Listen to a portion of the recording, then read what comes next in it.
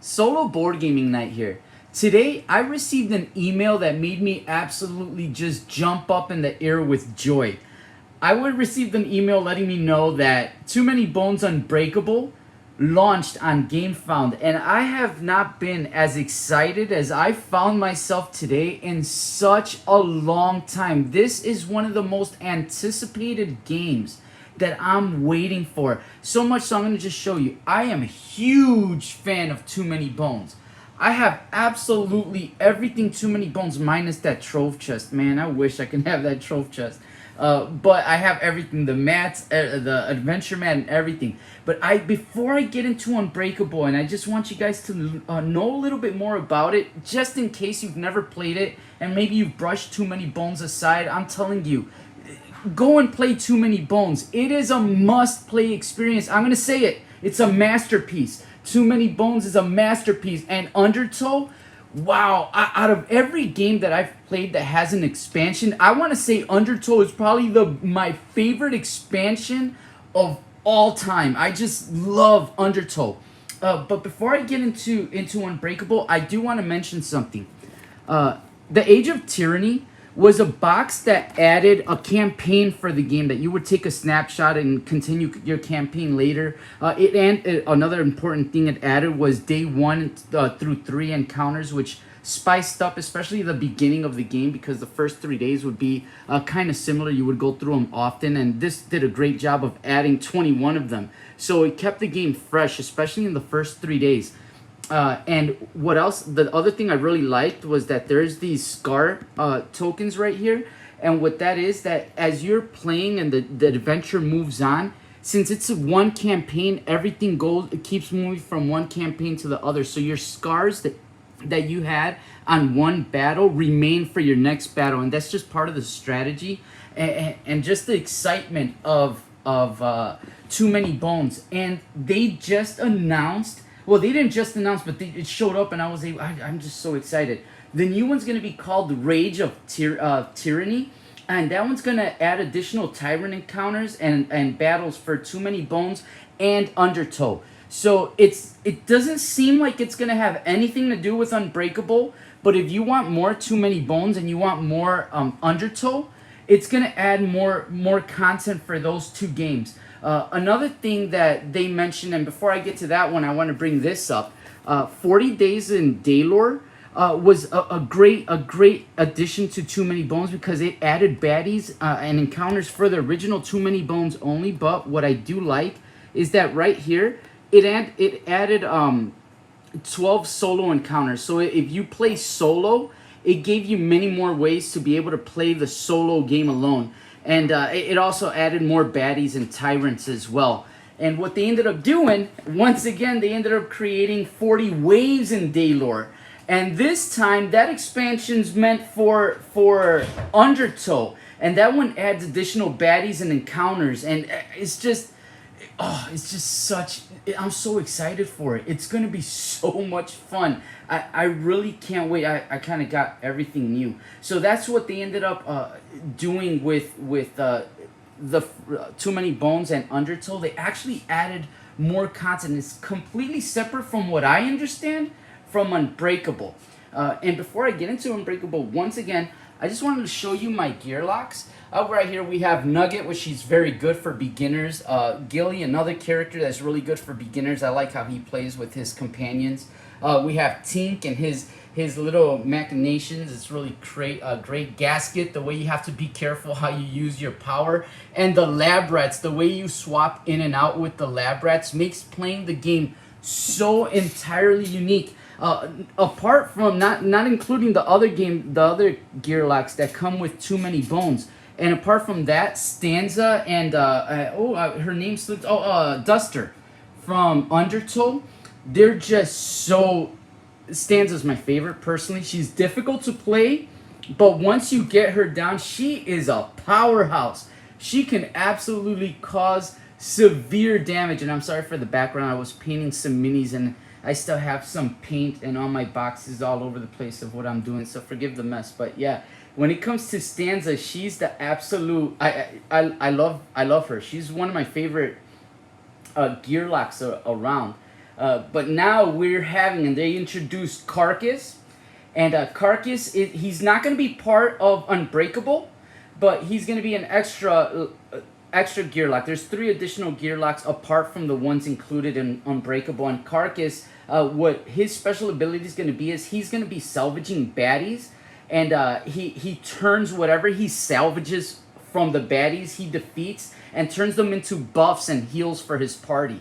So he's going to be like the buffer, you know, and it's so cool.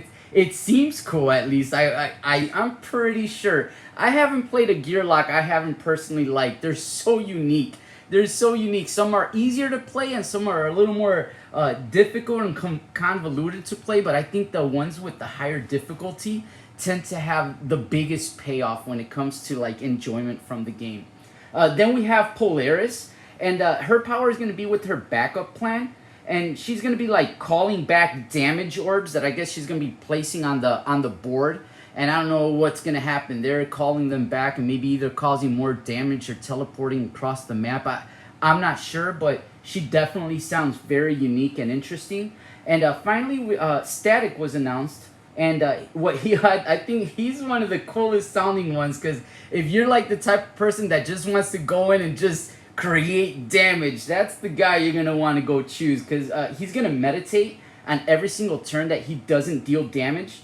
So after that, he's going to be storing dexterity for all the damage he didn't output, and then he's going to be able to unleash a huge power attack using all the dexterity that the dex that he stored up. And that just sounds like so much fun. And going back to how every single Gearlock here were so different, it just seems like they're continuing on that with the new Gearlocks coming out, and it's such an exciting time for me. I can't wait. And finally, we're coming to Unbreakable. We're gonna have a new lava map, 2 new Gearlocks, and a new adventure map too. Now, I had mentioned that I have the adventure map for Too Many Bones. There's like a day counter. And you don't need it. It's absolutely just for show, but man, it just looks so awesome on the table, and it really feels like you're going on, like your little Gearlocks going on this epic adventure. And I just don't know how else to say how excited I am for Too Many Bones, what they're gonna bring. It's the end. This is the finale. Unbreakable is the finale of Too Many Bones. At least this saga. I don't know if they're going to end up doing something else, but as far as this saga goes, Too Many Bones Unbreakable will be the finale. And I know just the love that Chip Theory Games puts in their games, the lore, the comedy. There's comedy in the game. It makes you smile. The art. Can you just take a look at the art? This is one beautiful looking game. And not only that, the quality of the components. I still have yet to play a game which with the high quality components that Too Many Bones offers. From the neoprene mats to the plastic card. You do not, PVC cards, you do not have to sleeve your cards. Every time, like, you might think the game's expensive, but me personally, I sleeve all of my cards. And every time I sleeve cards, it's an additional $20 to $30 plus, depending how many cards are in the game, additional to the actual price of the game. So the fact that it's PVC, and I never have had to sleeve them, and I've played them so many times and they still look mint, they still look new. Yes, the game's expensive, but it's actually giving you a high quality product. This is like a luxury product. It's seriously, it feels like it. It really does. The chips, the damage chips, I haven't upgraded it. I would love to upgrade it, but upgrade my chips, but I just have the regular red chips, the damage chips, but there's like these heavier quality damage chips that look great. But even without that, the poker chips that you could use, the dice, there's so many dice, and They're all custom. They all look different. It's just, this is a beautiful game. And not only is it beautiful, the strategy, the comedy that I mentioned earlier, and just the combat. Oh man, the combat is so good. And there's so much mitigation. Like a lot of people might say, oh, but it's a dice game and that dice can not roll. It doesn't matter. There is no such thing as a bad roll. There's just opportunities. Okay, maybe I didn't roll the way I wanted to roll now, but I'm going to use this as an opportunity to place this on my backup plan, to do this with that, to do others for my future turn. And it doesn't feel like anything goes to waste in this game. I just love it. I love the adventure, the feel. If you're playing Undertow, you're on a raft battling in water, you're fighting mechs, you're playing Too Many Bones, you're going against these tyrants and in a very Lord of the Ring feeling like adventure. It feels so good. I love it.